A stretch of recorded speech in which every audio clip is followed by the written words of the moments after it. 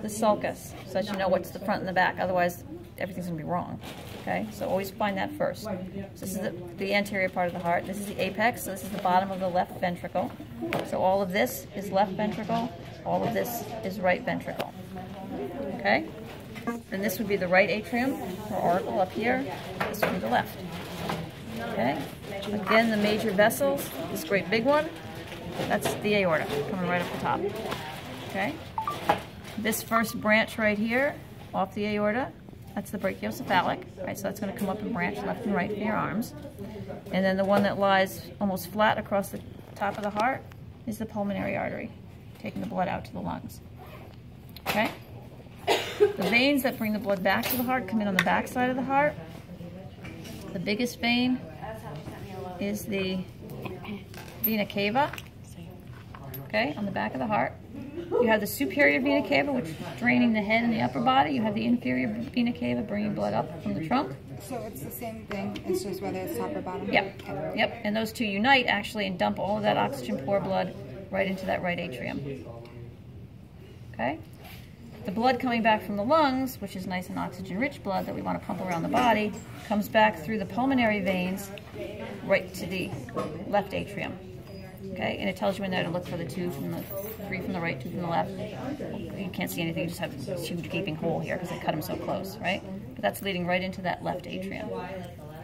Okay? I think that's it for the external. Now we're going to open it up and take a look inside. First thing you notice here, this is the apex, so this is all left ventricle here. This is right ventricle here. And they tell you to look for the different layers of cardiac muscle. You can't see any of that, all looks the same to me. So if they put a pin here, you're just going to say myocardium. That's what most of it is anyway. Okay? But you see there's a lot more myocardium on the left than on the right. The right just has to pump to the lungs. The left has to go to the whole body. So it's much more muscular on the left. Okay? There are valves that regulate flow between the upper chambers, between the atria and the ventricles. And those are called cuspid valves. A cusp is a little flap of tissue. So if we pull this open so we can see. All right, so here we are coming in, right? We're coming in from the right atrium into the right ventricle. And here's our valve. It's a cusp is this little flap of tissue right here. And on the right, it's a tricuspid valve, so there'd be three flaps of tissue here. Okay? Those cusps are anchored. See all these little threads here? Those are called the chordae tendineae, or the tiny tendons. Those, in turn, are anchored to the wall of the ventricle by papillary muscle. So when that ventricle contracts, it puts tension on the chordae tendineae, pulls them, and closes the valve. When that tension is released, the valve opens. Okay? So it's the cusp here, the chordae tendineae, papillary muscle. Okay? Likewise on the left side, it's a bicuspid or a two-part valve on the left side, but again, here's the flap of tissue. There's all the chordae tendineae, and those are anchored to the ventricle wall by the papillary muscle. Okay, same thing on the left. One difference, if we open up here, you see all those ridges in the bottom of the left ventricle? That's extra muscle, a lot of extra muscle. That's called trabeculae carneae. Brain fart there.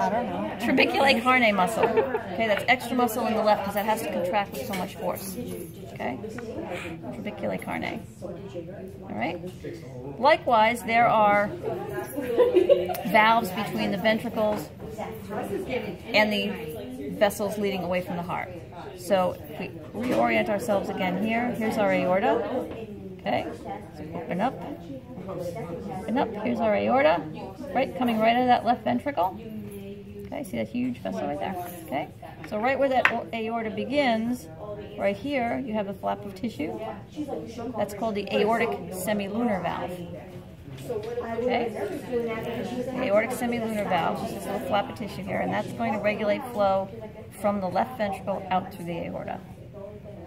Okay. Likewise, if we look at that pulmonary artery, right, here's the front of our heart, here's our pulmonary artery. This is going to carry the blood away from the heart to the lungs. If we cut that down and pull this open, hold this thing. Okay, pull this open, right where this is the pulmonary artery here, right where it starts. See that flap of tissue right there? Can you see that? It's a little hard for me to hold. Can you see that? Can you see it? See that? That's the pulmonary semilunar valve right there. Regulates flow from the right ventricle out through the pulmonary artery. Can you see that from the inside or no? No, you have to, it's always, they'll always cut down the pulmonary artery this way if they want you to see that. Okay? Also, if you look at the walls of this is the inside of that left atrium right here. You see all those bumpy things? That's muscle. That's pectinate muscle. Because the atria have to contract as well, right? So they have to have some muscle in there. Okay? And then I want to show you the little baby heart. So here's the little baby heart, and here's it's a little contorted, but here's the sulcus over here. This is the front. So this big vessel right here would be the aorta, starting to arch over. Okay, this first branch again would be the brachiocephalic. This, put this in the right orientation, like this. This is the pulmonary artery. Okay, but if you look now, we have this little bridge here between the pulmonary artery and the aorta. See that right there? That's called the ligamentum arteriosum. It's actually a direct connection between the pulmonary circulation and the systemic circulation, because there's no need to send blood to the lungs to be oxygenated in utero, right? That's not where the oxygen comes from. So there's no need to use that circuit. So the blood just comes from the right back to the aorta, right back around the baby. Okay? Ligamentum arteriosum, and that closes off naturally. Is that only in the baby? Yeah, it closes off naturally as you reach gestational age, so that when you're born, that's closed off. So that when you're born, you have to start using your lungs, right? If it's a preemie, sometimes it'll still be open, and they'll just leave the preemie in the NICU and let the baby grow, and it'll close off by itself. And if not, then they have to go in there and close it off. Because you can't mix your oxygen-rich and your oxygen-poor blood. We're not frogs. We can't do that. Okay? So, that's when it. they